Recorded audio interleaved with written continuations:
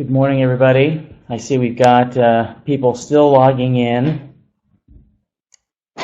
I want to thank Emma and everyone at the Boutique Universities Consortium this morning for setting up our webinar.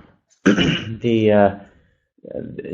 are all fantastic universities, and it's great to be able to work with them.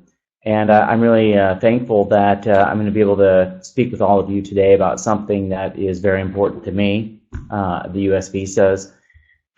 We're going to spend a little bit of time today mostly talking about three things. It's the three things that you see here on your screen. Hopefully everyone's able to see the presentation. If you have any trouble seeing the presentation, you can email Emma Morris. Emma will make sure to send you a copy of the presentation.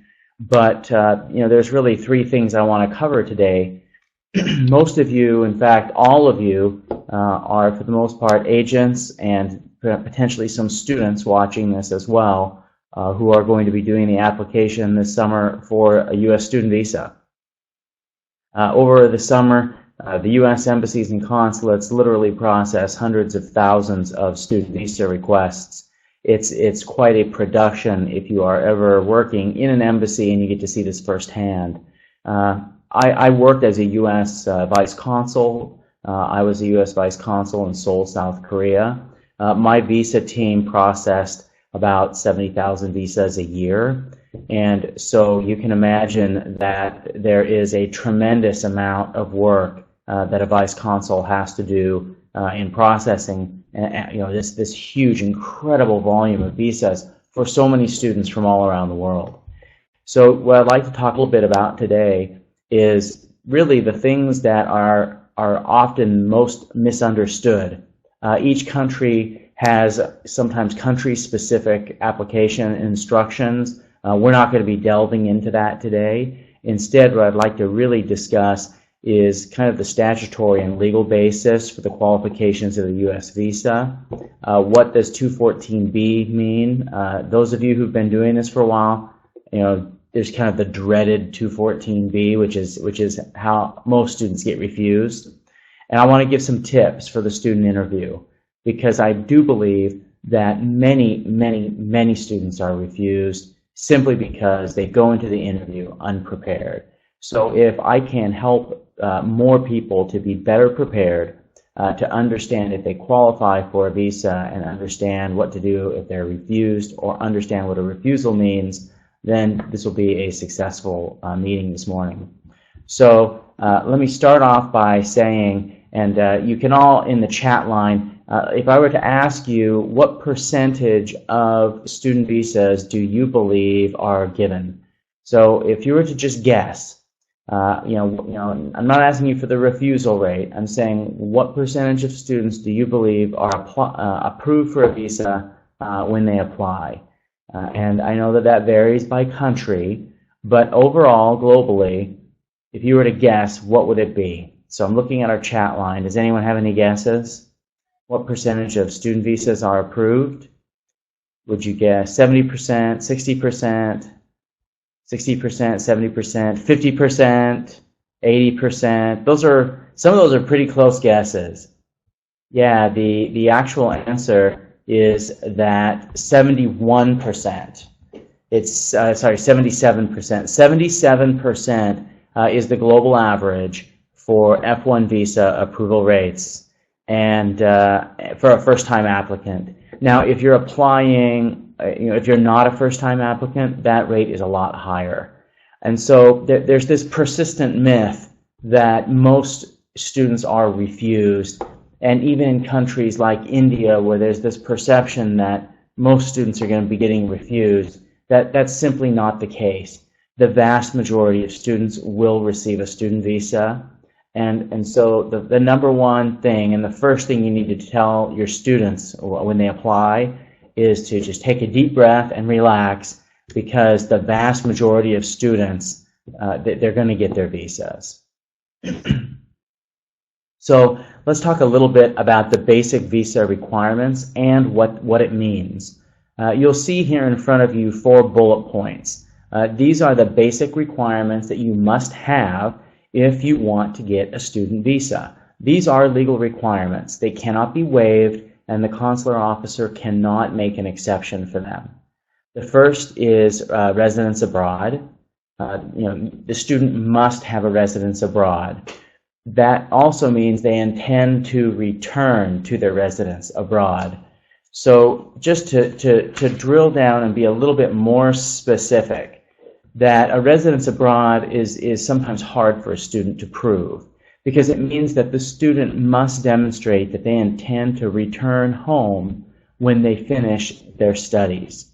So when a consular officer asks a student, and they will ask 100% of all students, what do you plan on doing after you graduate and you get your degree or you complete your program of study?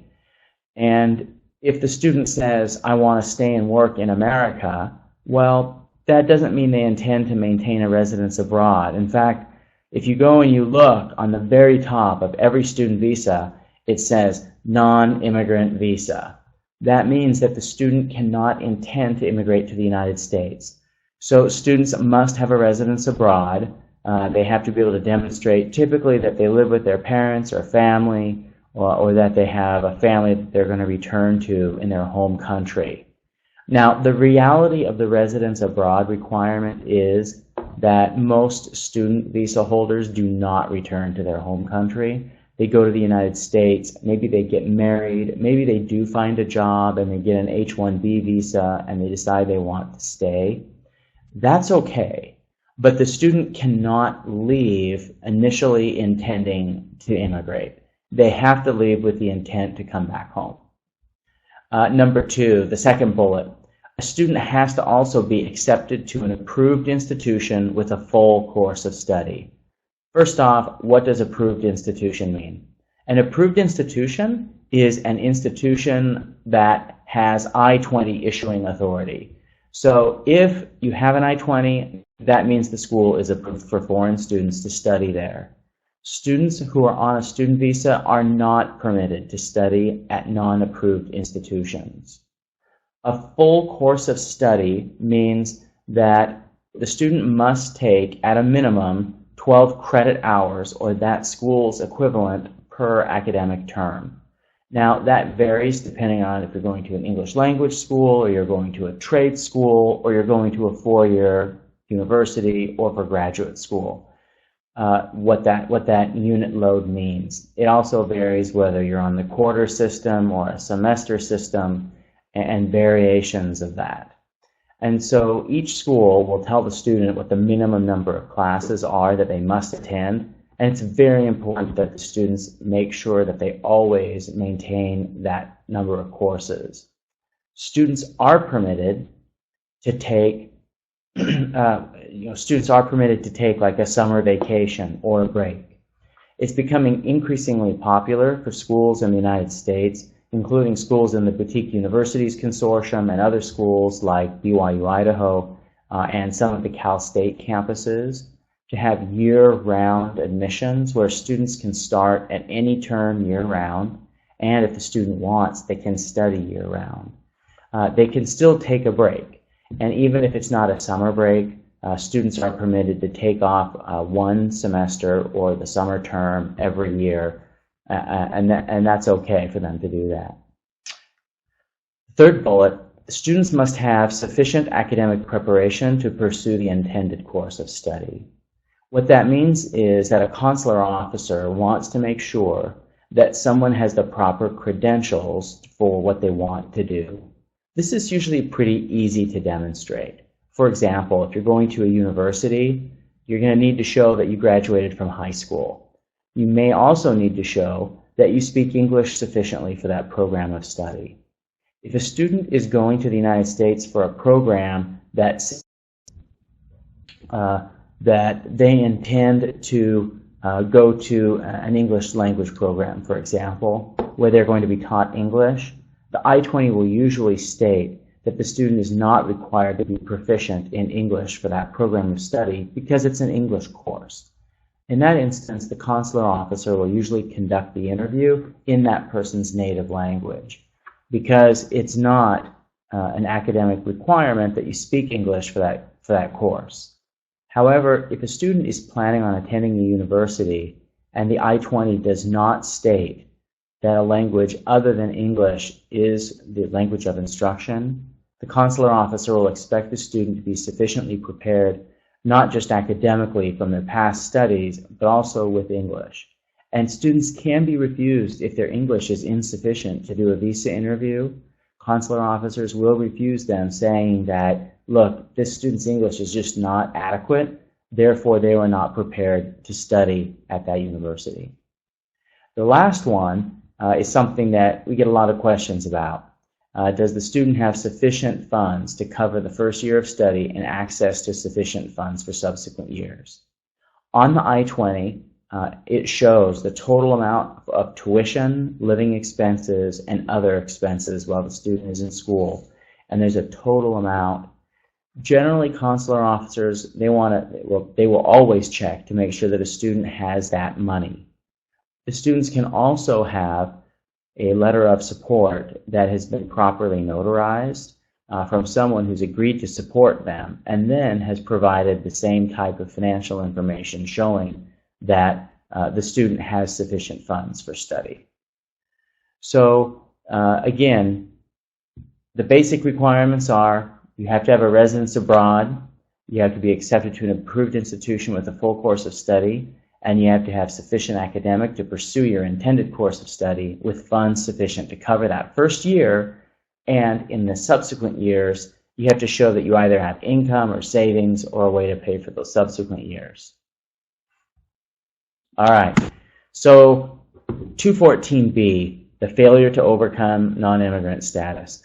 And I see we've already got a question from somebody, why does the visa get rejected even if the student's proficient and the required funds are shown? Usually, if a student is rejected when they had great English proficiency, good qualifications, and sufficient funds, the reason they get refused is for this reason.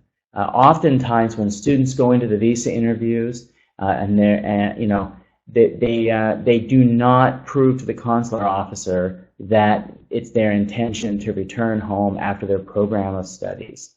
That is the biggest reason why students are refused. The biggest reason students are refused are not because of money. It's not because the students don't speak English. It's because something about that student in the interview made the consular officer think that the student did not intend to return to their home country, or that the student wasn't being honest with them. So, 214B, and when someone receives a 214B rejection, it's because the consular officer believes it is not that student's intent to return back to their home country after they study. So, how can we help students so that they can better communicate, what their intent is when they do go to study? All right, and we're going to talk a little bit about this. And I see more questions coming. We're going to be answering questions at the end. And hopefully we can answer a lot of your questions, because I know it's very confusing. And so what I'd like to do is go over some advice to help students in the interviews. All right. So you've got a student. The student speaks English perfectly. They may even have a full scholarship to go to that university, and you would think that the student would be qualified in every way. I have seen students myself come up to the visa window and say, when I graduate, what do you want to do? And they say, I want to move to the United States. If a student says that, you have to refuse them their visa. U.S. law says that when a student appears at the window, you assume that they are trying to illegally immigrate to the United States, abusing a student visa. You must make that assumption until the student proves otherwise. How do they prove otherwise? And how is it possible for a consular officer to really know if that student in front of them is lying to them? And so what consular officers generally look for is they want to make sure that the students really know that they appear to be a bona fide student. Let me give you an example. When I was at the interview window one day, a student came up to me and I asked the question, why do you intend to go study in the United States? The student had a very good explanation that they wanted to study in the United States to get a better job. They wanted to be able to come back to their home country, and with a job from the United States, it would help their career. That made a lot of sense. That's why most students plan to go study in the United States. Then I looked at the student's I-20 and I saw the college that they were planning on attending, and I asked the student, why are you going to this school? The student's answer, and I was very familiar with the school that the student was going to, that student answer told me that the student knew nothing about the school. I even asked the student, do you know the city that the school is located in? The student did not even know the name of the city that the school was in. And so for me, it's really unlikely that this person really intends to go to a school when they know nothing about the school that they say they really are passionate about. I mean, if you think about it, a foreign student will spend $100,000 or more on a 4-year college degree. So if you're really going to spend $100,000 on your degree to attend that college, shouldn't you know something about the school?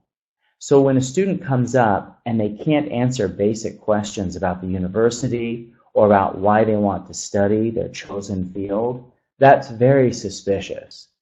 A lot of student visa fraud is from people who claim they want to attend a university simply because they want to immigrate to the United States. So, how can a student overcome these problems?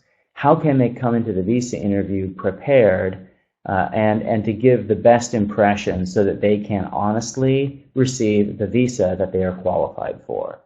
Well, the first thing is, if you know that a student intends to immigrate to the United States, if it's not their intent to go to school, you tell that student to leave your business. It really hurts an agent, and the U.S. The U.S. does try to track where these students come from to see which agents are staying or overstaying or abusing their visas. And if they can trace those back to an agent, they will eventually trace them back to you. And that hurts every agent. So if you believe a student is trying to commit visa fraud, don't help them. The most important thing a student can do is be yourself. So tell the students, just be yourself. Walk in, be comfortable, be confident. They need to be able to explain who they are and why they want to study in the United States. And that takes me to the second bullet point. Know your story. If a student wants to go to college, they're making a 2 to 4 year commitment typically, and you should have a pretty good explanation on why you want to get a veterinary degree from Cornell, or why you want to get your MBA from USU in San Diego. Why that school? Why did you pick that school as opposed to every other United States university? These are the kinds of things you have to be able to answer. When you go to pick a college or a university, you have to have a reason for why that school works for you and the other schools didn't work. Be prepared to explain that to the consular officer.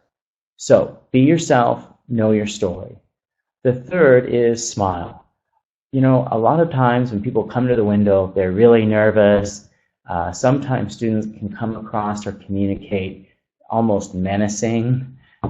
That's not good. And we don't want people to be phony or fake when they come into the U.S. Embassy, but we do, if a student is pleasant, it goes a long way, particularly with new consular officers.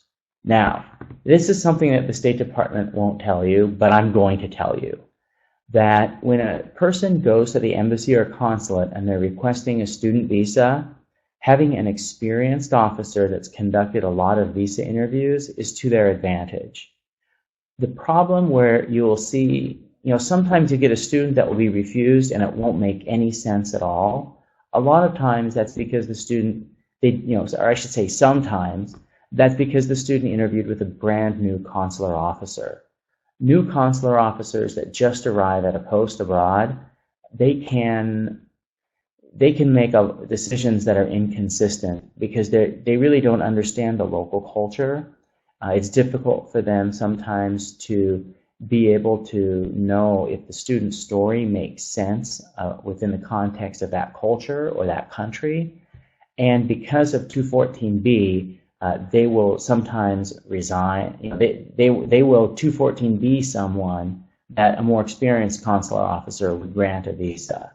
So I will say that knowing yourself, knowing your story is important, but especially if you get a new consular officer, smiling and being comfortable is really important because it'll make that new consular officer feel comfortable too. Fourth, make eye contact. Students that avoid making eye contact, you know, they're like looking around the room and they're not making eye contact with the officer. They might look nervous. The officer is going to wonder, is that person really trying for a visa? They look really nervous. Are they just nervous because of the interview, or are they hiding something? So just relax, make eye contact, and smile. The next bullet point is answer all questions honestly and completely. I see someone says, you know, boy, you know, what about family? Like if I say, well, they're going to be going to San Diego. So let's say a student is going to United States University in San Diego. That's one of our consortium schools. It's a beautiful school. And the reason they're going to go to school there is because they want to do perhaps the business program. USU has strong ties to technology companies. A lot of their students will graduate and get jobs at some leading technology firms in the US. And so they're interested in USU because of that career path. But they may also be interested in USU because they have an uncle that lives in Los Angeles, and they intend to live with that uncle while they're in the United States.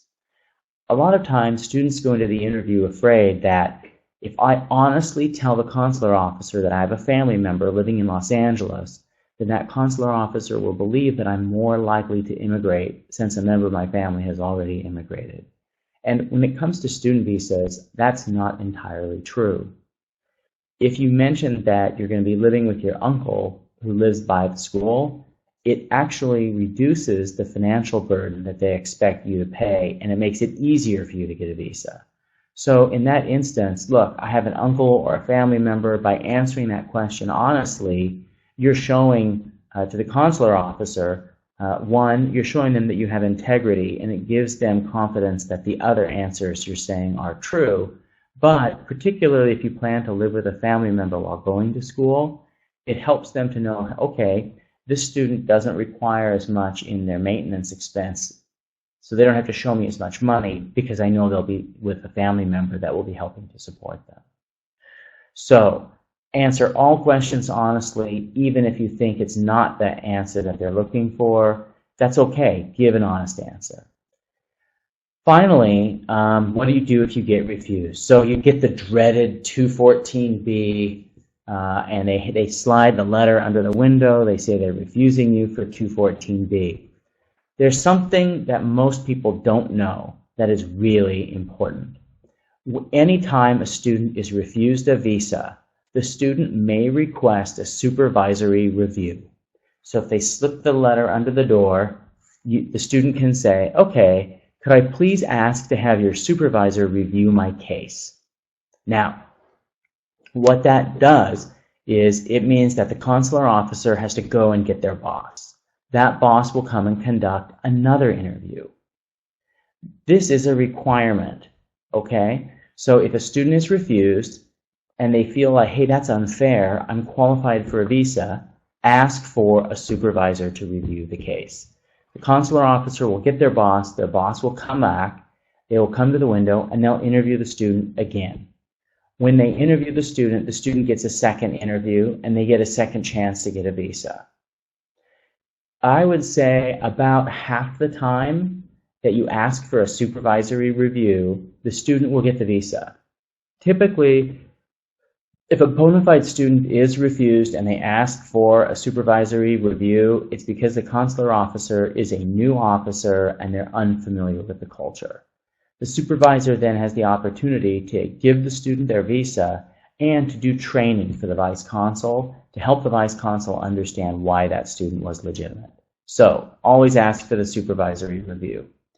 If the supervisor says, you know, I've reviewed your case and I support the initial decision, and he supports the 214B, and the student is still being refused, then make sure you ask, please give me 3 specific reasons why I didn't overcome 214B. Use those words specifically, and I'll repeat that again. Ask the consular officer for 3 specific reasons why your case didn't meet 214B. And the reason why is that they can't just give you a letter and shove you away. If you ask for a specific reason, they are legally required to give you specifics. And it may be that they would say, I don't think you have sufficient funds for study. They could say, because I do not believe you intend to return to your home country. And that answer that they give when you ask for the specificity is really important. So make sure that you ask for a supervisory review if you're refused. If you're refused again, make sure to ask for the 3 specific reasons why your case didn't meet 214B, which is the vast majority of refusals.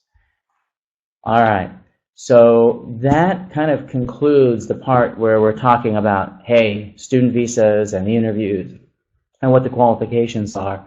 I see people are entering in a number of questions in the chat line. I'm going to try now to answer some of your questions. I hope that this has been helpful for your students, and we'll continue with some of the questions. So first off, what are the categories of sponsors? Can it be a company, friends, or a distant relative? To be frank, a sponsor could be anyone.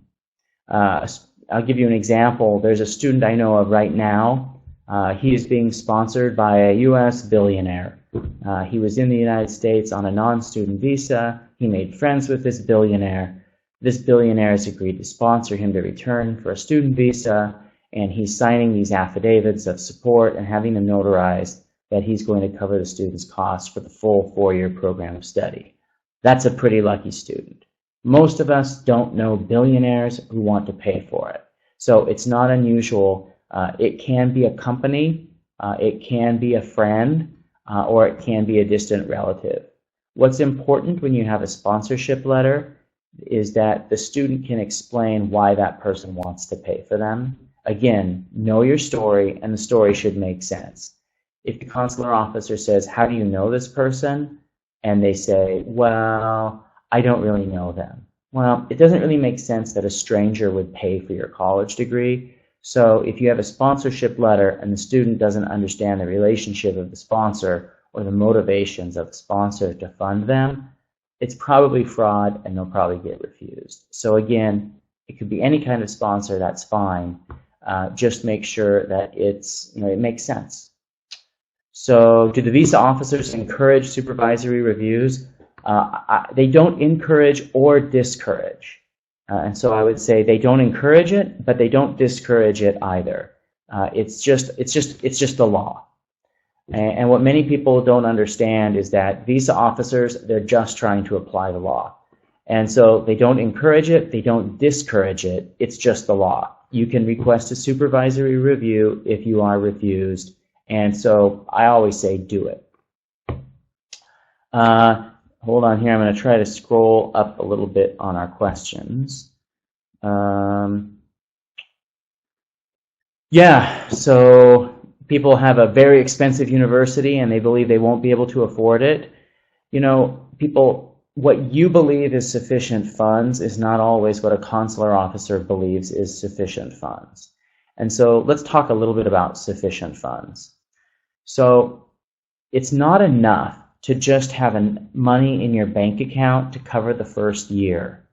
You have to show that the family's income will be able to support them for the subsequent years, or that they have some means of support for those future years. A lot of people make the mistake of believing that if you just have the first year's funds for the study, that's enough. It's not enough. The law says you must show the first year's program, first year funds and the financial means for subsequent years. So let me be very specific about what that means. If a student is going to a university where they intend to have a tuition that would be, say, $25,000 a year and a cost of living of $15,000 a year, that would be $40,000 a year total cost. So when you go into the embassy, they're going to want to see at a minimum $40,000 in the bank. If all you have in the bank is $40,000, and if then the consular officer is going to say, okay, how are they going to pay for this in the future? And they look at the family's income and they see that the family only earns $45,000 a year. Well, it's not credible to believe that someone who has $40,000 for the first year and a family then after that first year, after they've wiped out their savings, they can't spend 100% of their income on that student. But if a family is earning $200,000 a year, then it's credible that even though they only have enough savings for that first year, their annual income is high enough that they would be able to support the student as they continue through their studies. And so again, you must have enough money for the first year of study, but you have to be able to show that you have the financial means, either income or savings, to pay for the future years as well. All right, the next question is, sometimes the student asks for the reason for the refusal, but they just say, come back next time, thank you. That's illegal. So if the student goes to the interview window and they ask, hey, could you please, you must specifically say, if they say, could you tell me why? They'll say 214B, but you have to say, you know, and again, this is where asking for the supervisor to review is really important, because a lot of new vice consuls, they may not fully understand that legally they have to explain to the student, I don't think you're a bona fide student because your story doesn't make sense, okay? Ask for the supervisory review if you're refused. The supervisor will not make that mistake, and you can get more specifics if you're refused. So if somebody is doing an OPT program, and they go in and they say, I want to work, and they're getting rejected, saying they intend to work. Why is that so? So OPT, and let me be very specific about what OPT is and what OPT isn't. OPT stands for Optional Practical Training. And what OPT means is that when you finish your program of study, you can, for 1 year, typically, continue to work in the United States under your student visa. There's also something called curricular practical training, which means a student will be working while they are in school. With both OPT and CPT, this is intended to be practical work experience related to their program of study. So if a student says, what are you going to do when you finish your program? And they say, I'm going to work and stay in the United States, that tells the consular officer that this isn't an optional practical training, that in the student's mind, they intend to go and stay. And so again, optional doesn't sound optional when the student tells the consular officer, I want to continue working in the United States. If the student does or doesn't continue working in the United States, who knows? But your students need to understand that as soon as they tell a consular officer that they intend to stay and work, from the consular officer's perspective, it's no longer optional. That student believes they're going to stay and work. And if they say they're going to stay and work, they will be refused because it's believed that they intend to immigrate. So even if a student does intend to do OPT, you know, the student really needs to make sure they make it clear to the consular officer, OPT is a part of your program of study from the perspective of the interviewer. So when they say, what are you going to do after you graduate? What are you going to do after you finish your program of study? If the answer isn't come back to my home country, then they're not going to get the visa. If they say, oh, I'm going to stay and work, they're going to be refused every time. That's the law. And so students need to understand that's the law, and that if they want to do OPT, OPT is a part of their program of study. When the person says, what are you going to do after you graduate? They need to have a plan on how that degree is going to help them when they come home. All right. Let me see if we can go to the next question here. Tips for ESL students in a visa interview when they go for language classes. Language classes have the highest visa approval rate. It's easier to get approved for a language class than a university program. And that's for two reasons. that language classes are usually cheaper and they're shorter, so you don't have to have as much money to go and do a language class. The other reason why the language class visa is easier is that you don't have to really have any qualifications. So academically, you know, anyone could say, I want to go study English so I can come home and get a better job, because if you speak English in your home country, your employment options are better. I mean, that's very credible. That's what a lot of people do. You do not have to have a great GPA. And so, you know, my best tip for students that are going to go and get an English language course is what I said about know your story. They really have to understand why that English class is going to help them when they come home. So make sure that students going to do language courses can articulate and explain very clearly how English is related to their career path, their job path, or their personal choices in their home country.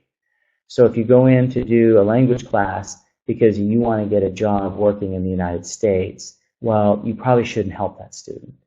But if the student intends to go to the language class so they can come home and help them to get a better job, well, help them to be able to explain that. All right, so I guess for students going for language classes, the number one thing is just make sure that that student is able to articulate their study plan and how it relates to coming back to their home country. All right. We've always been told that students should not argue or counter-argue the visa decision. Can they ask for supervisory reviews? Will they be heard? Yes. It's interesting you say this. You're always told students shouldn't argue or counter-argue the decision. I'm not saying to argue anything. What I'm saying is when you are refused, ask for a supervisory review. Let me give you an example. We did this very same webinar about 6 months ago. And about, it was probably a month later, I saw one of our agents and they said to me, I didn't know about that supervisory review. I think the student was in Nepal. I want to say this was in Nepal. It was either Nepal or India. And the student went to the window and they were refused. They asked for a supervisory review. It made them so nervous because in their culture, you never question someone who has authority. You never even ask a teacher a question in school. You just kind of sit there and, you know, it was very hard for the student, but the student got the courage and they said, I would like to have a supervisory review. The agent told me that the supervisor came out, conducted another interview, and gave the student the visa. And then as the student left the visa window, they could see that the supervisor was providing additional training to the consular officer. And from the perspective of the State Department, if you ask for a supervisory review and if the refusal is overturned, you're not going to make the consular officer angry, okay? That's just not how it works. A consular officer will interview sometimes, you know, over 100 people a day. In a 4-hour period. If they're interviewing all day, they'll interview sometimes 200 to 250 people. So if you make a mistake, consular officers, they don't want to ruin your life. So if they do make a mistake and the supervisor comes and overrules the decision, no one's mad or angry with the student. And so ask for a supervisory review. Even if you're refused, it's not going to hurt you. You can always appeal. Usually you have to provide new information. All right. The next question. In the last page of the application, there's a question about, has anyone assisted you in filling this application? Do I have to answer it and write my name if I'm helping students? Yes, you do. You absolutely have to answer it. If you are helping the student, always, always, always fill that out. It really helps the student if the consular officer knows that they had assistance with the form. Let me give you an example. I had a student that came to my window with a completed application, and I asked the student why they were going to the United States, what was their intent, and their answers did not match what was on the application. And I said, okay, it says here on your application that you don't have any relatives in the United States. You're telling me you do have relatives in the United States. Which is it? And the student said, "Oh, I didn't do that. Someone helped me." And I said, "Wait a minute. It says here that no one helped you. You are the one that submitted this, and it says no one helped you. So you lied about no one helping you, and you lied about this. So I can't trust anything you say. Your form is not filled out accurately. You're lying to me about something, or you lied on the form." And I refused them. Because, look, that consular officer, they don't know if you are a member of Al-Qaeda or an illegal immigrant or a genuine student. And if they know you're lying about something, then they have to assume you're lying about everything. Now, if you put on the application that you were assisted, does that hurt the student? No, it does not hurt the student. It provides additional information to the interviewing officer so that they know that this person was getting help from you. And to be honest, the embassy and the consulate, they know who the legitimate agents are. They know who the good agents are. And if you are a good agent, and if you do a good job preparing students and helping legitimate students, when you put on that form, "I at so-and-so agency help them complete it," that actually makes it easier for the student to get a visa. Now, if you're a bad agent, and if you have a history of trying to help people deceive the system, then no, you're not going to be helping that student. But if you lie, you're not going to help the student either. Because by just asking a couple of quick questions, the consular officer, they're going to figure out if that student had help with the form. And so just be honest no matter what. All right. What are the chances for the visa to be applied for non-academic programs and academic programs? Well, you know, it doesn't matter. So for the non-academic student visas, like the M visa, so it's like a non-academic program of study, it's the exact same qualifications. There's no difference in the qualifications for an M visa or an F visa. Again, the students, they just have to show that they intend to return to their home country, that they have a residence there, that they've been accepted to a bona fide institution, that they have sufficient funds to cover their program of study, and that they're academically prepared for that program of study. And so it doesn't matter if it's non-academic or academic, the chances for the visa are the same. All right. Low GRE and TOEFL students going to a small university. What are the best answers? The best answer is to be honest. The best answer is to be honest. Look, if a student comes up to the visa window and they say, "Why are you going to this school?" The student could say, "Yeah, I really wanted to go to Berkeley, but my English score and my GRE score, I'm not going to get to go to Berkeley. This is the best school that I could get into, and so I'm going to the best school that I can get into with low test scores." And that's a perfectly acceptable answer. Again, just tell them to be honest. So if you went to your school because it was inexpensive and your cousin recommended it, then they should say that. Look, I'm going to the school because my cousin recommended it, it's inexpensive, and I don't have good grades. The school was easier for me to get into. That's a perfectly acceptable answer. Again, the best answer is the honest answer. So if you have a low GRE or a low TOEFL and you're going to a small university, just tell the truth. The fact of the matter is there's a lot more student fraud at big universities. So, you know, and the consular officials, they know this. So if you have an acceptance to Ohio State accepts 10,000 international students every year. They do not have the manpower to carefully screen each one.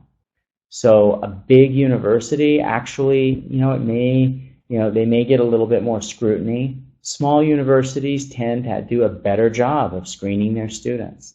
And so big or small, it doesn't really matter. Each student's case is different. The best answer is the truth. All right, what are the nuances? I hope I've answered that. Again, tell the students to be honest and to tell their story. What's the minimum income that a student should have? Well, it depends. How much is the tuition? How much is the cost of living? It is a lot more expensive to live in New York and San Francisco than Peoria, right? And so the amount of money that the student has to have, again, look at the I-20. On the I-20, you'll see how much money they have to have for their first year. Those funds they must have access to immediately.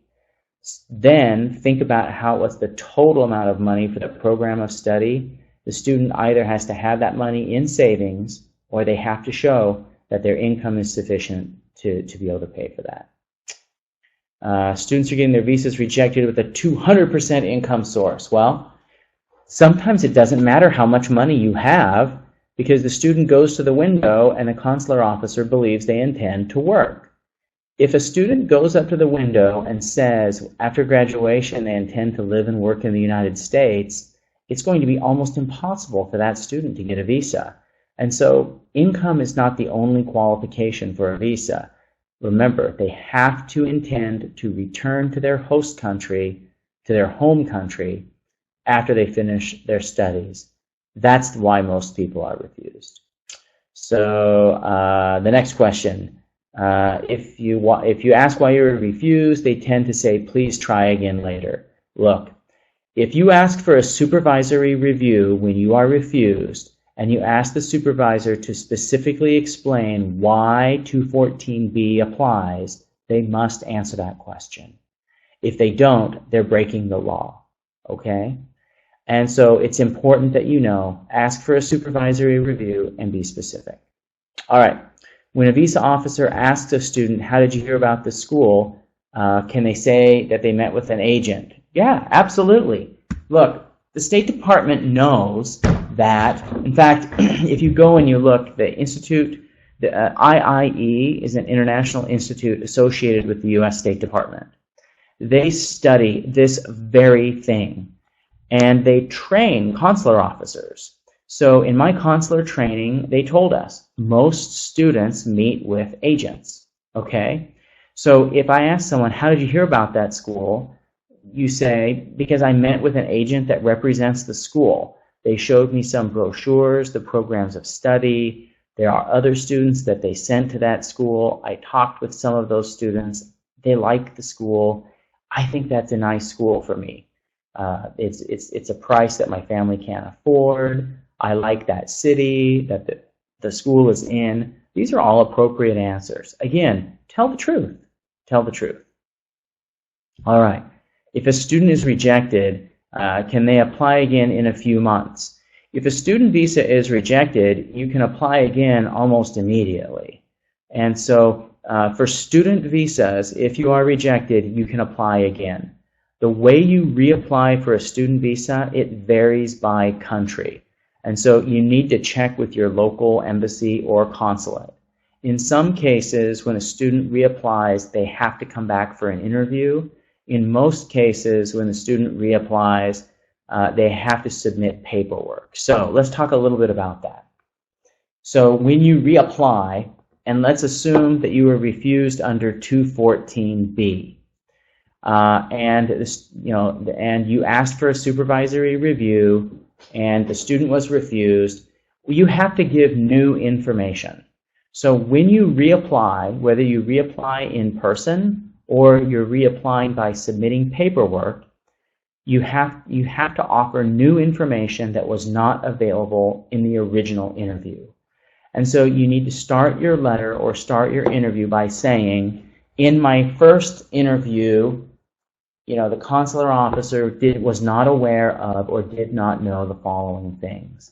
And it could be, I have more money, here's proof of my money. It could be that you didn't tell the consular officer that you intended to return home, that you were confused by the question. Well, show them your plan. Maybe you have a letter from a local employer that says, we want to hire this person when they're done with their program of study. Whatever it is, make sure you provide them new information when you reapply. The next one, can you please advise a bit on money, lodging in the bank for a student visa? Okay, so when you apply for a student visa, how much money do you have to have in the bank? Again, whether it be through your bank account or some other form of savings that the family can use, you must have enough money for the first year. You must also have enough money for the future years if the family's income, annual income, is not sufficient to pay.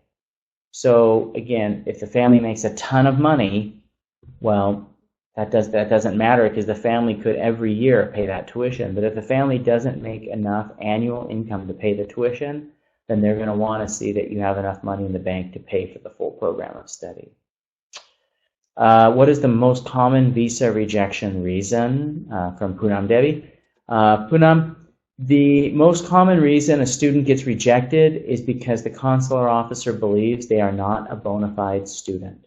Usually that's because the student's English is really bad, or when you ask them, why do you want to go to the school, why did you pick this school, they can't answer that question, or they give you a really weird answer that doesn't make any sense. And so if there's no, if you can't understand the logic behind why they picked that school, why they want to do that, why they want to return home, that's the number one reason by far. In fact, I would say that when I was a consular officer and my other consular officer peers, we rarely refused a student because of money. Almost always the students have the ability to show that they can have some money. That usually you basically, something's just not right. There's just something about that student. Like they can't articulate why they want to go to that school clearly. That's usually why. Okay, if the students go to small private universities, what's the best way they can succeed in the interview? They're going to an accredited school. Okay, first off, if you have an I-20, then it is an accredited school. There's always this myth that there's this blacklist of schools. There is no blacklist of schools. That is a rumor. It is not true. People continue to say things like, oh, the small schools, it's harder to get a visa. That's not true either. It's actually easier. Small schools have a higher approval rate. So the best way a student can succeed in the interview is for the student to be prepared to explain why they want to study at that school, and for the student to have the qualifications of being a bona fide student. That's the best way to succeed in an interview. Does the money in the bank require a specific duration? Great question, MBU Victor. So Victor, there's no specific duration, but it's super suspicious if someone all of a sudden receives a huge amount of money. Look, consular officers know that people who commit visa fraud, they sometimes borrow large sums of money right before the interview to try and make it look like they're rich. They're not stupid. So if you see somebody's bank account and they've never had more than $1,000, and then right before the interview they have, $100,000, that's really suspicious. So if you're moving money between accounts, the student should be prepared to show where the money came from. So let's say that the parents have a stock account or a separate investment account. All of a sudden, all this money was deposited in their account. The consular officer is going to say, wait a minute, this looks like it could be fraudulent. Where did all this money come from? And the student can say, here's a copy of our investment report. My parents sold stock and put it in the account so that I could go to the United States. That makes sense. And so I don't want to say that it's bad if money just came into the account. Again, you just have to be able to explain where the money came from. It has to make sense. And you should have proof. So be able to prove where the money came from, and it just has to be able to make sense. All right, if a student's going for an associate's degree, does the visa get rejected? No. A lot of students go to get associate degrees. You just have to be able to explain why you want an associate degree. And it's perfectly legitimate for a student to say, I want to go get a 2-year associate degree because that's all I can afford. And when I come to my home country, a U.S. associate's degree is very valuable and I can get a good job. That's perfectly legitimate. It absolutely makes sense. The students just have to be able to explain why they want the associate's degree. All right, so just like H-1B, do F students have a quota? No. There are no quotas for F visas. The U.S. State Department can issue as many F visas as they have qualified applicants. So no quotas for F. There's no limit to the number of approvals, and so there's nothing that would, restrict any F visa students. How can I be a trusted agent for the embassy? Here's how. You want to be a trusted agent for the embassy? Report fraud. If someone walks into your agency and they say, I want to illegally immigrate to the United States, will you help me? Say, let me get your information. Get a copy of their passport and then turn it in to the U.S. Embassy, right? Say, hey, this guy walked into my office and he said he's trying to illegally immigrate to the United States on a student visa. I wanted to give you an alert, and hand them his passport information and give them the specifics. You know, if you start trying to help the embassy with fraud, they'll be like, wow, that's an agent that we trust, right? And make sure that your students are well prepared. Tell your students to tell the truth. And your honesty and your integrity over time, the embassy will see that. They will recognize that, and they'll know, hey, Odai Abdullah, he's a good guy. He helps us to catch the bad guys and the illegal immigrants. We can trust him. Yeah. So next question, if a student wants to study only 1 or 2 months, he or she should apply for a visitor visa for English school support. Great question. So even if you're only studying 1 or 2 months, you are required to have an F visa if you're studying a certain number of hours per week, or you are going to be receiving a certificate or a diploma upon completion. So it's very popular now to have these programs that are kind of what they call tourism study programs. As long as the majority of the program is tourism and not study, yeah, you can go and study on a B1, B2, but I would, if you're going to go get a visitor visa or a B1, B2 visa, I would get a letter from the school that says that the study is incremental, or it's incidental study. Incidental study is a very particular legal term in the Immigration and Nationality Act, and what it means is that the studying does not meet the legal standard for how many hours a week you must be in class to have a student visa.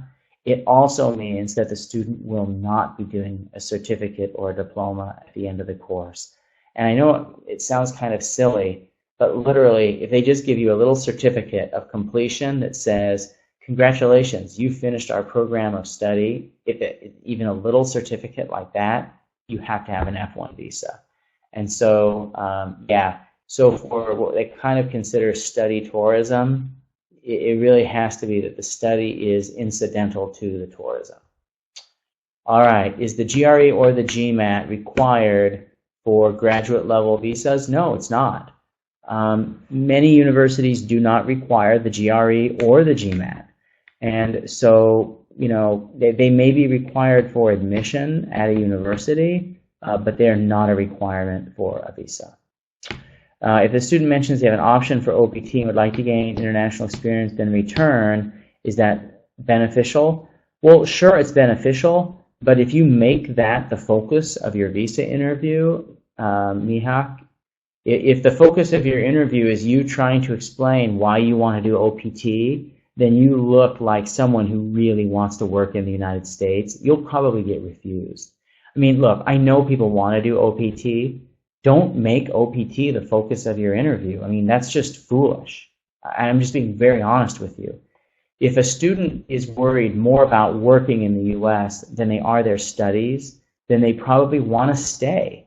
And that's not what student visas are for. Student visas are not for people to come and stay after they graduate. Student visas are to give people an education. They can get some practical work experience, but it shouldn't be their main reason. And then they need to go back home.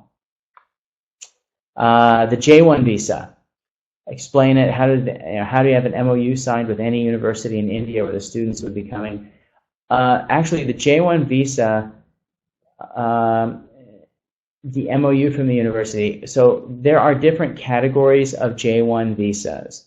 What you're talking about is the academic exchange between two universities.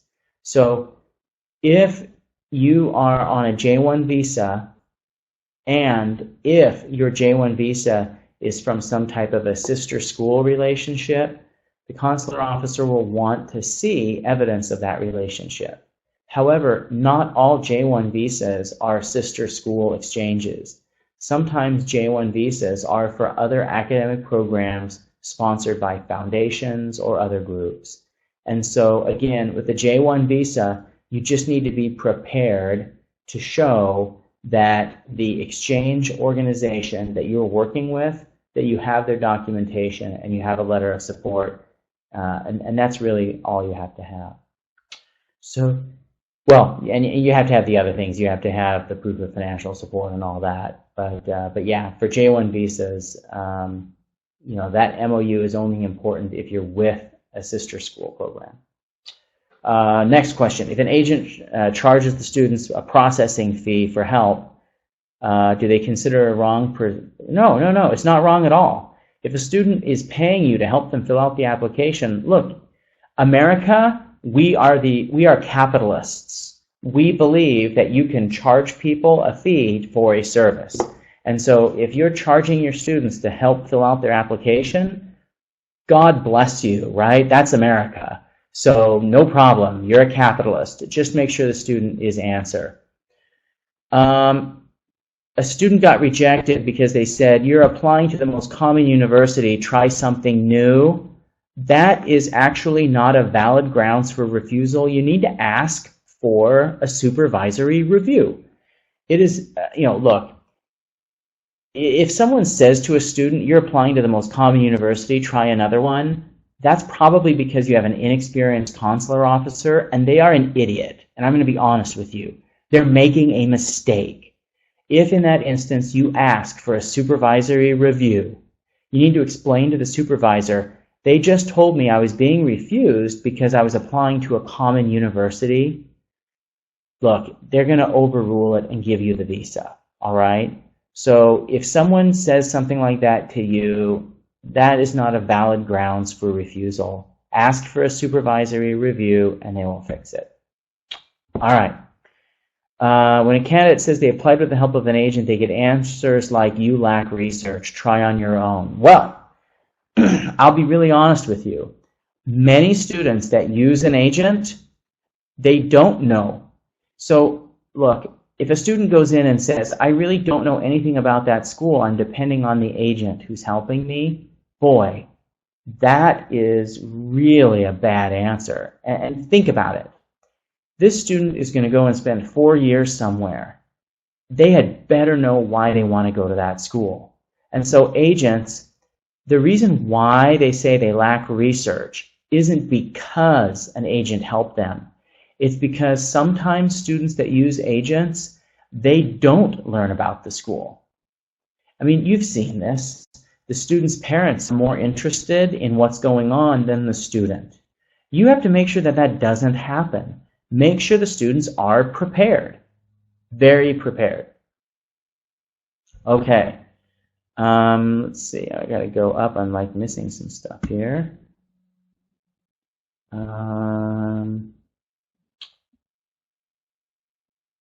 Go to the next question. After the 4th rejection, if you've been rejected 4 or 5 times, changing the university to help students prove they have new information. No, look, if someone's been refused 4 or 5 times, it's probably because that student said something in the interview that clearly stated that they intended to stay in the United States. If a student goes in and says, after I graduate, I want to stay and work, it's going to be almost impossible for that student to get a visa. And I'm being brutally honest with you. If the student says to the consular officer, I want to stay and work in the US after graduation, there's no amount of information you're going to give that will change that. And so I would just say, I mean, this is a good question because it's like, well, will I change the university or whatever? But I'd like to talk about one popular myth. There's a myth that's going around that says if a student wants to get a student visa, they need to have a lot of I-20s. Or if the student doesn't want to be turned around coming into the United States, they need a lot of I-20s. It's actually the opposite. Having a lot of I-20s or jumping around between schools, that's bad. And I'll give you an example. A recent turnaround that we had at one of our schools, a student was turned around. They got to the United States, they got to the airport, they were taken back in secondary. When they were screening through their bags, the student had 5 I-20s. They said, why do you have these 5 I-20s? Well, the truth is that the student's agent told them, if you have 5 I-20s, it'll help you if you get stopped. That is not true. If you have 5 I-20s, then you confuse the U.S. Customs and Border official. What school do you really plan to attend? It says you're going to go to this school, but you have 5 I-20s. I don't know what you really want to do. And so if you continue to receive I-20s for other schools after getting your visa, you're going to be refused. You're going to be turned around and sent back. And so I'm begging you, I am begging you, please, please, please have a student only receive an I-20 from one school. Have them only receive the I-20 from the school they want to attend. Do not go and get multiple I-20s because you think it will be better. It will not be better. In fact, if you do multiple I-20s, you are really increasing the probability that that student will get refused or that student will get stopped at the border. And so please don't do that. Next question from Abhishek. And let me go back and see here. You were saying, hold on here.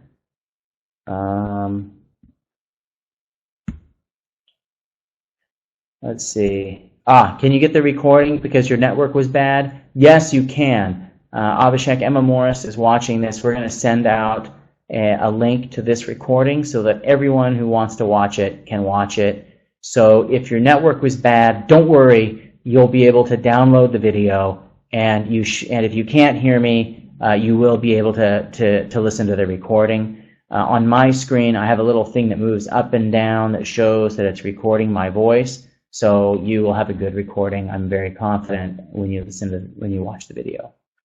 All right, students get visa rejected if they request a translator. Yes.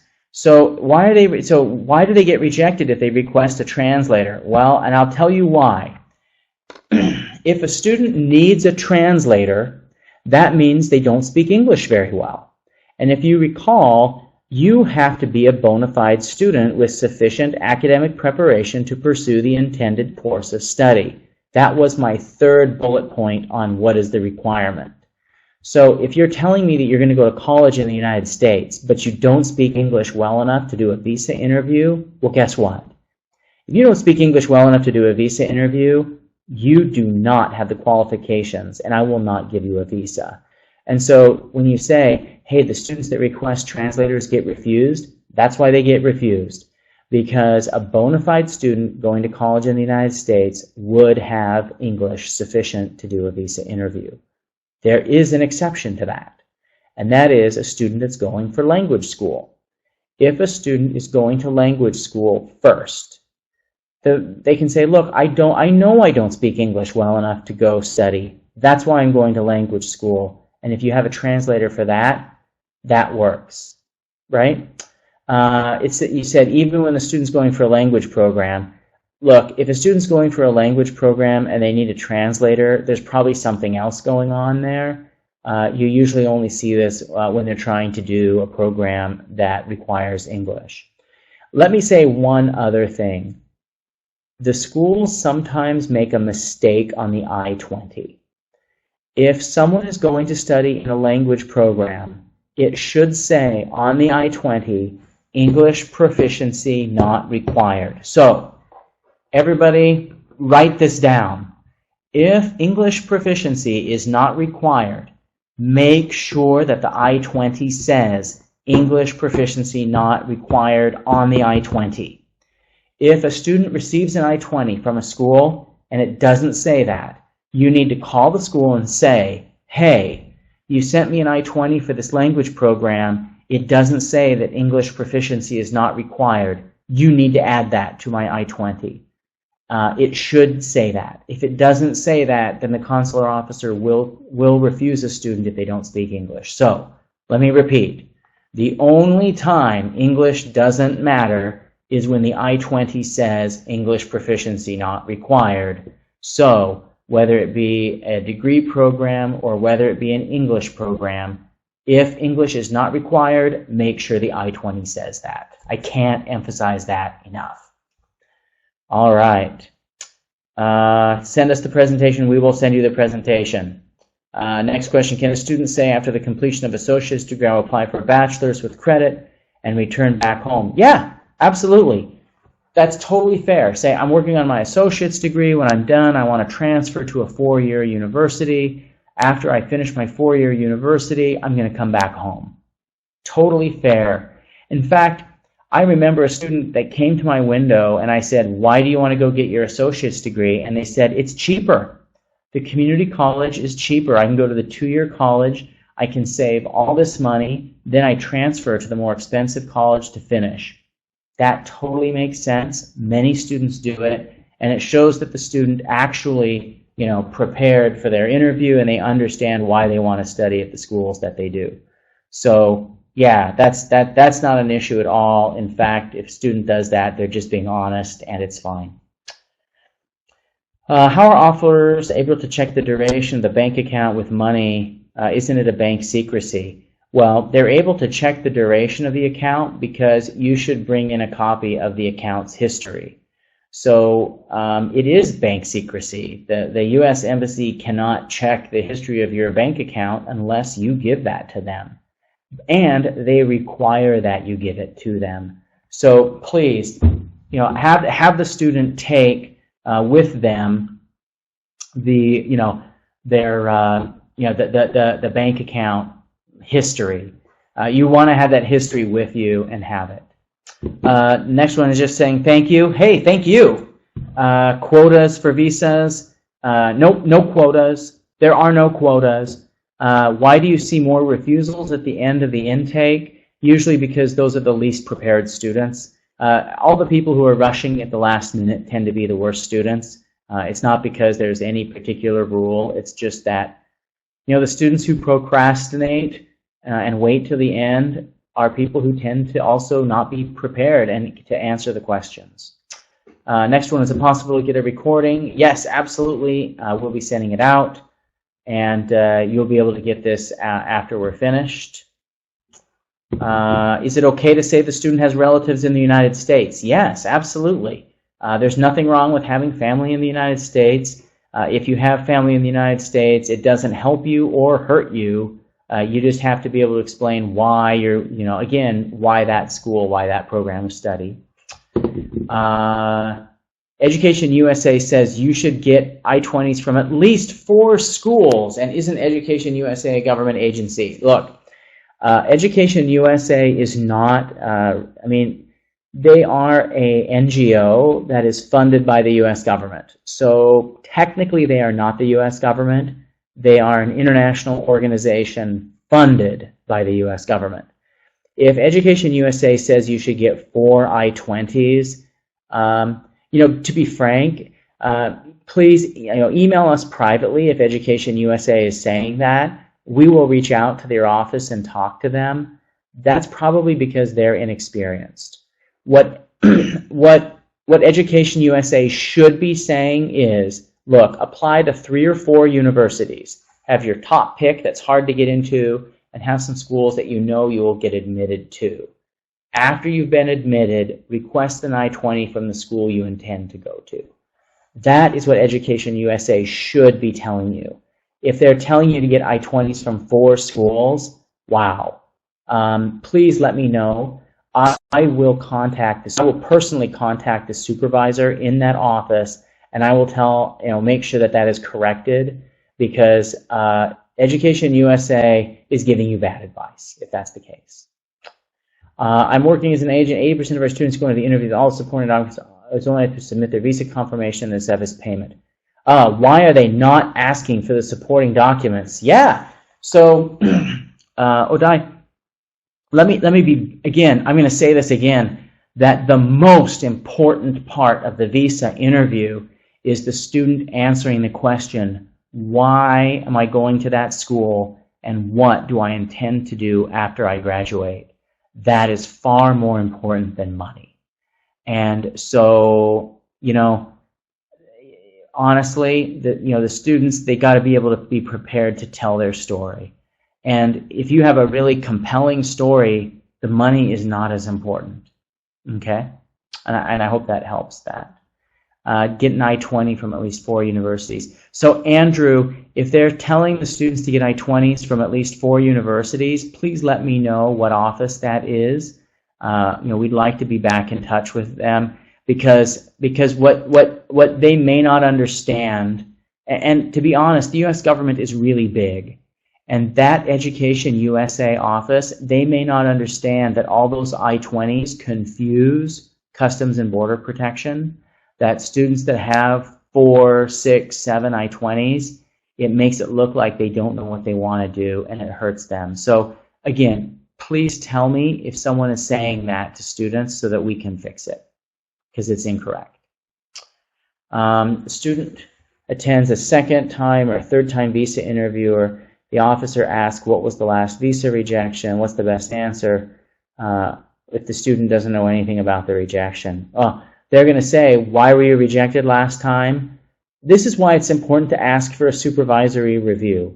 Because because if you don't, you could say, I don't know. The person told me that I intended to immigrate to the United States. That's all I know.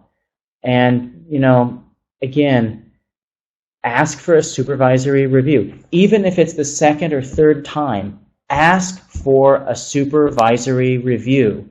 If you ask for a supervisory review, you will get more information, and it's likely that the student visa will be issued. Venezuela, so many obstacles to get the visa. Do I know something about it? Yeah, in fact, I was just talking to a friend of mine in the State Department about Venezuela and about student visas. So a guy that I used to work with, he used to be in Venezuela, and we were discussing Venezuela specifically. Right now, the government and the problems that Venezuela is having is making the country very unstable. As a country becomes more unstable, as they have more political and economic problems, there is a larger number of people who apply to try to leave the country, usually with no intention of coming back. And so if you remember, 214B is that you intend to go to the United States and never come back. If you live in a country that's really, falling apart like Venezuela, it makes 214B difficult.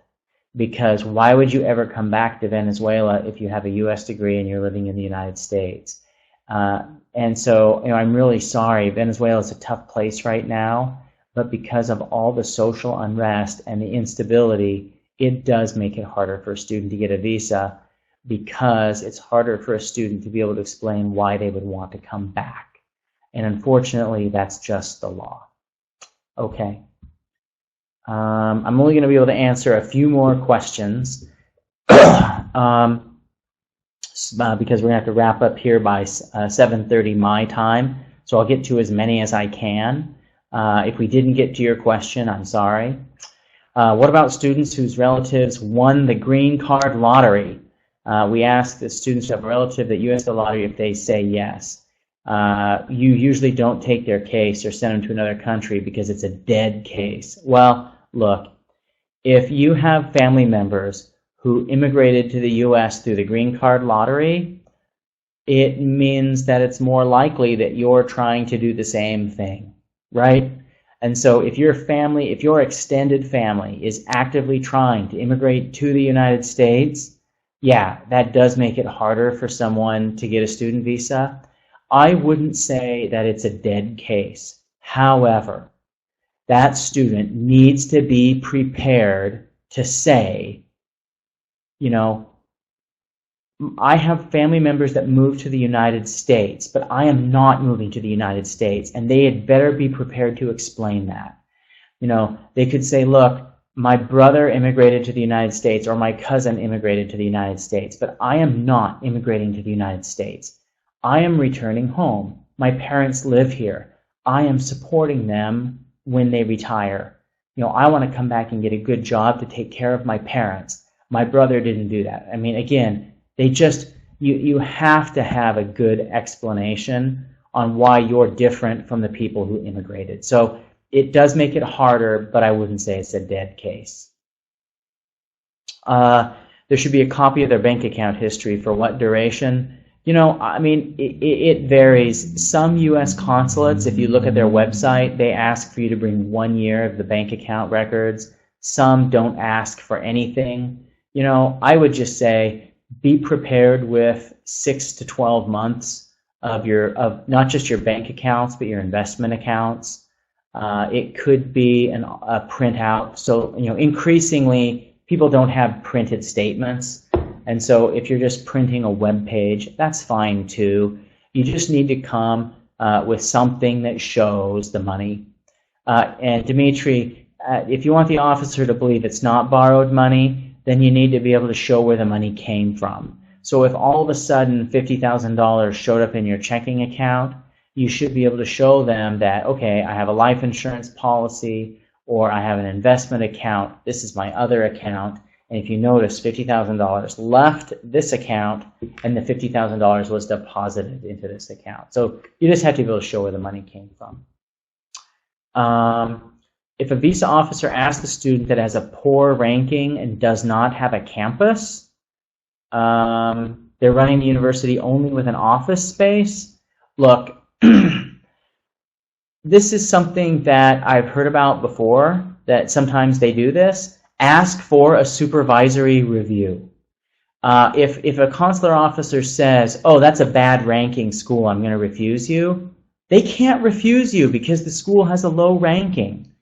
And if they say, hey, that school doesn't have a campus, if a school has an I-20, okay, if a school issues an I-20, that means that the U.S. Department of Homeland Security has visited their campus, that the U.S. Department of Homeland Security is telling the State Department they have a campus and they're a bona fide accredited school. So if a school can issue an I-20, they're accredited and they have a campus. So if a visa officer says, I'm not going to give you a visa because that's a bad ranking and they don't have a campus, well, that's probably because you have a brand new visa officer. What they're doing is illegal. And if you ask for a supervisor to review the case, it will probably be overturned. I'm sorry, but you know, consular officers, especially when they're new, they make mistakes. And if someone says something stupid like that to somebody, ask for the supervisor. The supervisor will usually fix it. If a student goes for a 3-month course, do they need an I-20? Yes, they need an I-20 if they are studying more than, and I want to say it's like 12 or 13 hours a week in a classroom, or if they're receiving a certificate or a diploma.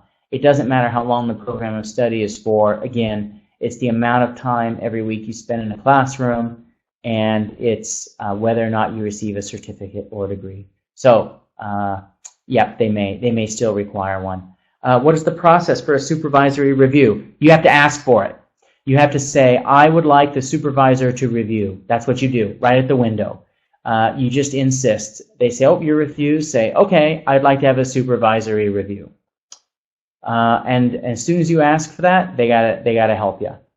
How many times can I take the interview for the same student that has been rejected before? Hold on here. Look, a student can reapply as many times as they want, okay? But again, you have to provide new information. And so make sure students that were rejected have new information. India, oh my gosh, yes, tough year for students in India. Well, I think every year is a tough year for students in India. India is one of the high fraud posts. There is a lot of fraud in India. Wow, it's really bad. I just spoke with the head of non-immigrant visas in India. He's a really good friend of mine. We actually entered the State Department together. And we were both discussing fraud in India. The reason why student visas in India are difficult are because so many fraudulent visa applications are in India. So if you want your country to have a better visa issuance rate, then please, if you know about visa fraud, report it. Okay? And I know that in Korea, where I was a consular officer, that we used to have a ton of fraud in Korea about 30 years ago. But what happened was agents and travel agencies started working with the U.S. Embassy to report fraud. And because agents and travel agencies started reporting fraud to the embassy was able to weed out a lot of fraud. And slowly over time, people committing fraud stopped applying. And eventually, it got a lot better.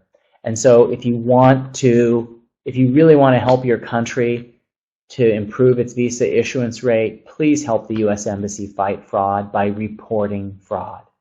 It's easy to report fraud. You can report fraud to the U.S. Embassy. All you have to do is send something to the embassy and just ask to speak with anyone who's in diplomatic security. So any member of the diplomatic security service, just hand over the information to them. They will make sure it gets to the consular fraud office.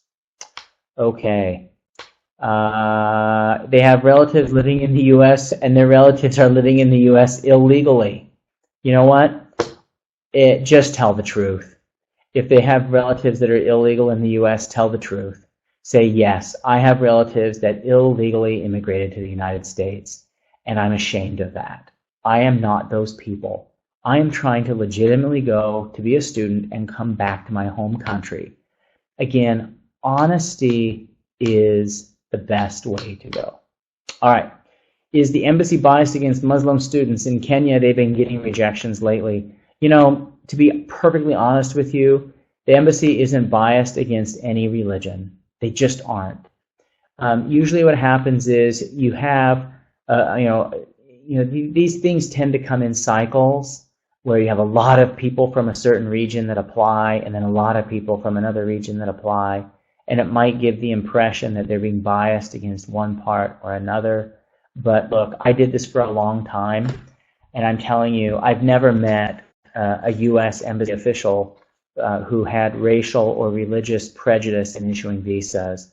They may not have known the law. They may have been stupid about certain things with the local culture and how that relates to a 214B refusal. But I've just never met anybody who is flat out racist or bigoted towards any religion.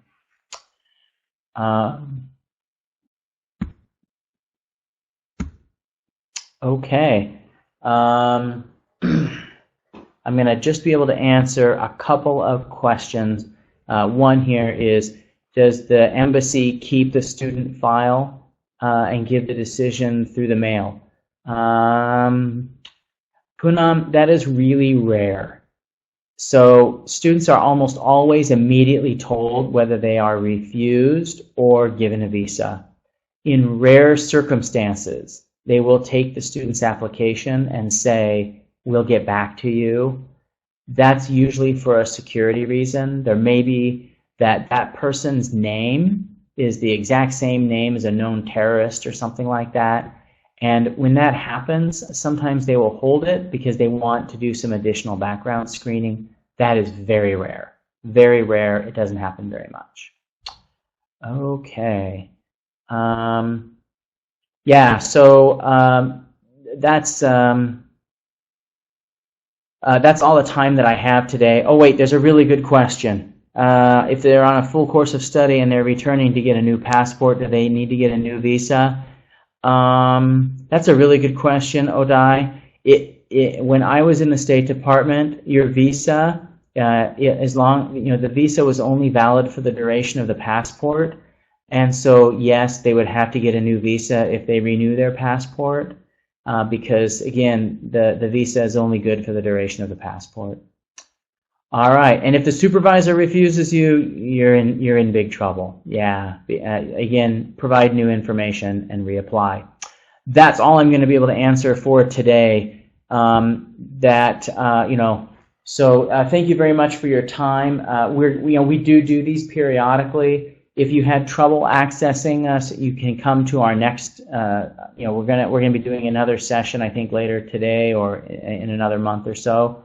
And so please, I would also really encourage any of you. If you do not work with the Boutique Universities Consortium, we have 5 fantastic universities. Our universities are wonderful, and we actually have a very good visa approval rate. And so we'd love to have you work with us and send your students to our schools. I hope you have a fantastic day wherever you are, whether it be the morning, the afternoon, or the evening. I hope you have a pleasant day. And please, we look forward to working with your students, and we'll see you soon. Thank you.